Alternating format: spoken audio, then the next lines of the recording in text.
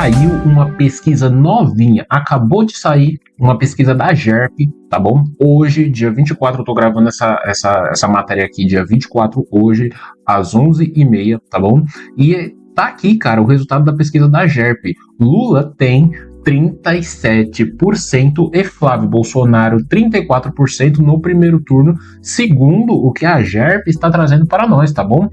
Ela tem uma margem de erro de 2,19 pontos percentuais para mais ou para menos, o que basicamente significa um empate técnico já no primeiro turno, tá bom? E essa margem aqui, isso não preocupa nem um pouco. A gente já sabe que isso aqui não preocupa nem um pouco, porque se a gente pega num cenário de 2022, onde, vamos colocar aqui, vamos pegar a questão do segundo turno, tá? Com as pesquisas daquela época, o Lula, ele tinha o maior índice de favoritismo, tá? Essa aqui é a polling data, tá? Que a gente já fez isso no vídeo do passado, então, terminando este vídeo aqui, já veja o vídeo passado que a gente fez desse site aqui, que ele é muito interessante. Mas, em 2022, o Lula tinha 51% e Bolsonaro, no segundo turno, estava apontando as pesquisas 37%. E você deve lembrar muito bem como é que foi, né? Então, assim, esse tipo de matéria eu tento trazer o mais atual possível. Então, não se esqueça de se inscrever no canal, já deixa o seu like aqui e já deixa para mim de onde você está assistindo essa matéria e se você é Flávio ou é Lula, tá bom? Vamos lá. O presidente Luiz Inácio Lula da Silva ele registra 37% das intenções de voto já no primeiro turno. E o senador Flávio Bolsonaro, 34%, tá bom? Com a margem de erro, isso aqui a gente já viu, né? Vamos colocar aqui. Olha aqui, ó. Para presidente no primeiro turno, o gráfico aqui fica mais ilustrativo pra gente, né? Com certeza, presta atenção agora. Aqui é uma coisa bem interessante. Caiado, Renan Santos e o Zema, eles estão formando aqui 10% de divisão do eleitorado, tá bom? Quem vota no Caiado, quem vota no Renan Santos e quem vota no Zema, naturalmente é de direita, né? São candidatos centro-direita.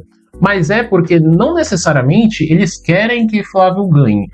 Alguma coisa que o Flávio apresenta como comportamento não deixa a pessoa escolher o Flávio como um candidato. Por isso que acaba dividindo os votos entre esses candidatos centro-direita. Porém, é porque, de fato, as pessoas já conhecem os 20 anos de PT e não querem que Lula ganhe de jeito nenhum. Então, naturalmente, quando aconteceu o segundo turno das eleições presidenciais, esses 10% aqui de votos divididos, de duas uma, ou serão anulados, brancos, ou vão cair na conta do Flávio. Quem não quer votar no Lula, nesse caso aqui, simplesmente vai escolher o Flávio no segundo turno. Então, assim, esses pontos percentuais aqui não quer dizer absolutamente nada, haja visto que a gente viu esse resultado aqui que foi bem diferente do que as pesquisas mostraram em 2022, tá vendo? Ó, vamos lá. Num cenário de voto espontâneo, quantos entrevistados quando não receberam a lista dos candidatos, Lula registra 31% das citações contra 29% de Flávio. O índice de eleitores que ainda não definiram espontaneamente um nome também é de 31%, o mesmo percentual registrado por Lula. Pessoas indecisas, né? Caiado aparece com 3%, Renan Santos, centro-direita, e Romeu Zema, 2%. Joaquim Barbosa, centro-esquerda, mas não vai fazer cócegas. Na verdade, o Lula até sozinho. Lula, ele domina o Nordeste, a gente já viu, né, nesse site aqui, que a gente viu no vídeo passado. Se você não viu, Lula, ele tá dominando o Nordeste, normal, né, normal, o que a gente já esperava, não é nada de novo sob o sol, e Flávio avança entre os homens evangélicos, também não há nada de novo sob o sol. O recorte dos grupos mostra uma diferença importante na base dos dois principais nomes, Lula, 50% no Nordeste, 44% no Norte, o que, aparentemente, o que está aqui não é o que consta, segundo o Polling Data, que reuniu todos os compilados de pesquisa, tá bom? Não é muito o que conta. E 45% entre os eleitores de 60 anos ou mais. Flávio Bolsonaro tem seus melhores desempenhos entre homens, com 41% no Sul, 45% entre evangélicos, e o segmento que chega entre 45 a 20 contra 25 de Lula. Normal, né? Normal. E presta atenção nisso aqui, ó. Nessa mesma pesquisa da GERP, tá bom? Nessa mesma pesquisa da GERP, você pode ver que é de hoje, dia 24, não é que o Flávio ele vai ganhar porque ele é o favorito. O que está ajudando ele nessa questão ainda, mesmo estando bem acirrada a disputa, é porque ele é o menos rejeitado. Ó, presta atenção, Lula, ele é rejeitado por 47% dos eleitores. Isso aqui é um índice muito alto, o que ajuda, né, está nos favorecendo nessa questão. Assim, não dá para confiar em nada. A questão das apurações, eu tenho a minha leve desconfiança, mas o resultado, ele tende a ser muito discrepante, tá? Tende a ser muito discrepante nessas pesquisas aqui. Só que somente na hora da apuração, e a gente torce que seja uma apuração justa, que a gente vai saber o que de fato vai acontecer, né? Não dá para levantar suposições. O levantamento da GERP, divulgado nessa quarta-feira, mostra que o presidente Luiz Inácio lidera o índice de rejeição à presidência da República. 47% é muita coisa, contra 44% do Flávio Bolsonaro, tá bom? A GERP, ela entrevistou 2.000 pessoas entre 15 a 20 de junho, só que eu não consegui achar essa pesquisa de forma destrinchada em PDF. Depois eu vou dar uma procurada e ver se eu acho, né? Eu não sei onde eles disponibilizaram, tá bom? E é interessante a gente saber o mapa do perfil dos entrevistados, tá bom? Porque isso influencia bastante. A Jovem Pan, ela fez um pronunciamento disso aqui. Vamos dar uma olhada? De movimento político aqui no nosso Jornal da Manhã e trazer uma pesquisa do Instituto GERP, que mostra que o presidente Lula segue à frente com 37% das intenções de voto, seguido por 34% de Flávio Bolsonaro do PL. Ronaldo Caiado nessa pesquisa aparece com 4%, seguido de Renan Santos com 3%, Romeu Zema também com 3%. Foi o que eu disse, o Caiado, o Santos e o Zema, eles somam um total de 10%. Tá bom? Ele soma um total de 10%, que vai cair na conta do Flávio num segundo turno. Então, assim, o que o Lula poderia tirar de proveito aqui era dos eleitores de Joaquim Barbosa, e, sinceramente, não acho que vai fazer muita diferença. E Joaquim Barbosa, do Democracia Cristã, com 1%.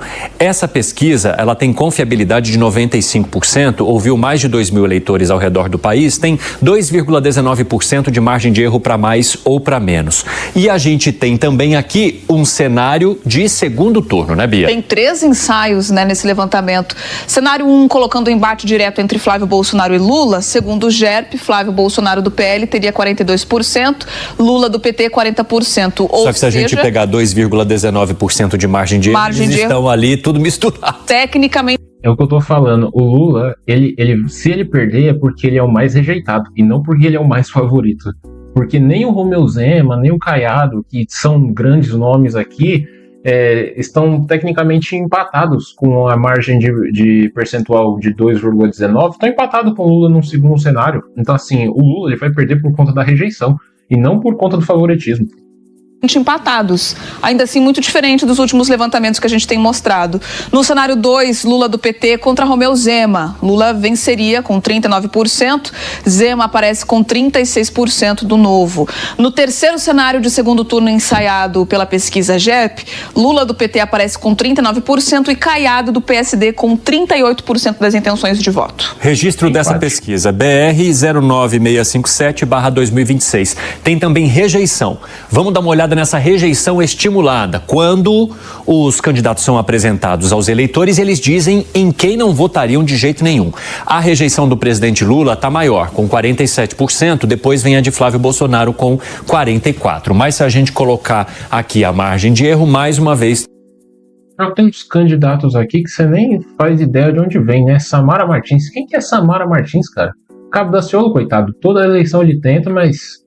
ele sempre ficou para trás, né? Temos rejeição misturada, parecida. Romeu Zema tem 9%, Cabo Daciolo com 8%, Samara Martins da UP com 7% e Ronaldo Caiado do PSD também com 7%. Vamos ouvir os nossos amigos aqui para falar um pouquinho sobre esse levantamento do Instituto GERP, que aqui mostra uma certa liderança. E claro, com um empate técnico ali de Flávio Bolsonaro num segundo turno. Mas o que isso demonstra para você, Lucas Berreiro, sobre os escândalos aos quais esses candidatos foram expostos nos últimos dias e que, mesmo assim, não movimentam tanto, no caso da pesquisa GERP, com a escolha do eleitor ao redor deles? Eu tenho uma dificuldade, Evandro, para ser sincero, de analisar essa pesquisa GERP aí, sempre que ela vem, porque ela tem um resultado muito diferente das outras, né? É claro que outras pesquisas, elas têm as suas nuances, têm suas diferenças, mas, por exemplo, a GERP é a única que acaba colocando o Flávio Bolsonaro vencendo do Lula no segundo turno, ainda que no empate técnico, né? Então...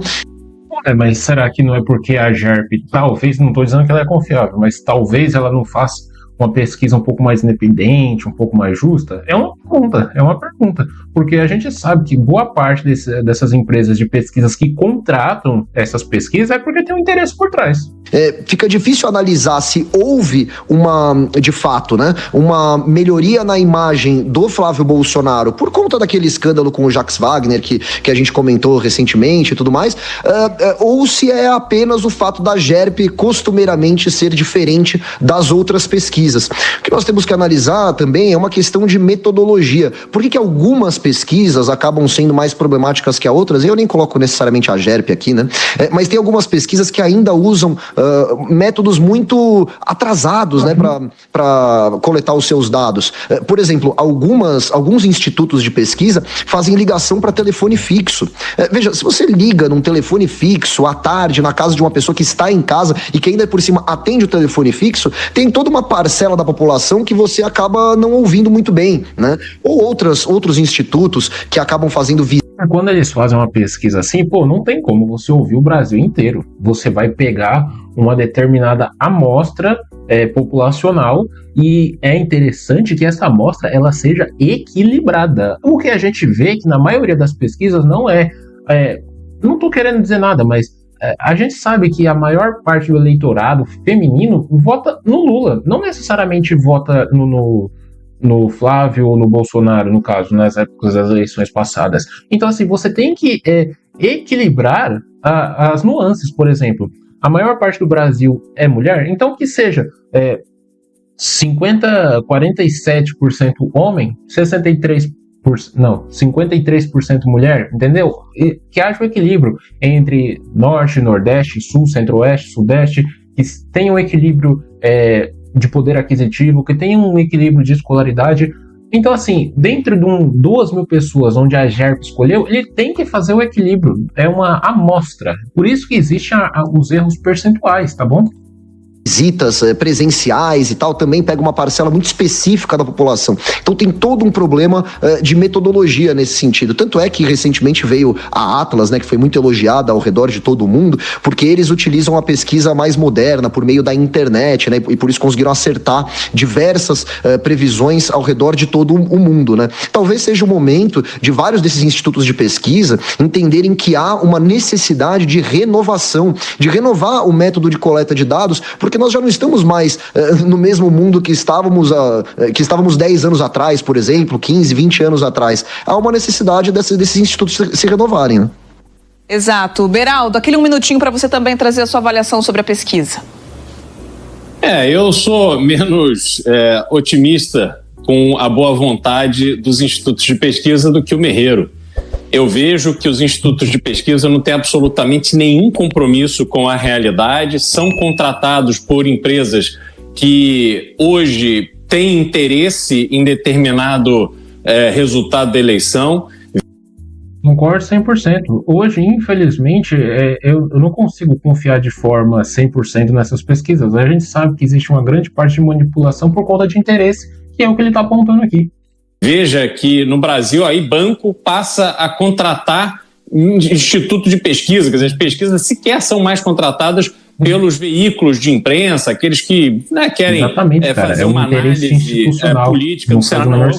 Por que o banco está contratando uma pesquisa e sai divulgando, vira uma referência? Então eu sou descrente desse universo das pesquisas, acho que a dinâmica dessa eleição, na hora que as urnas abrirem, vai revelar um resultado bastante diferente desse que está aparecendo aí em pesquisas como essa. Concordo. Deixa aí nos comentários o que você achou dessa pesquisa. Será que dá para confiar nela? Particularmente, eu acredito que ela esteja mais justa, mas apesar de não ter visto os dados demográficos, né? Deixa aqui embaixo, faça sua inscrição, não esqueça de se inscrever no canal. Deixe conteúdos, sugestões de temas nos comentários aqui embaixo, eu leio todos, tá? E não se esqueça de se inscrever no canal. Você gostou desse corte? Deixe seu like, ative as notificações e se inscreva no canal para estar sempre atualizado.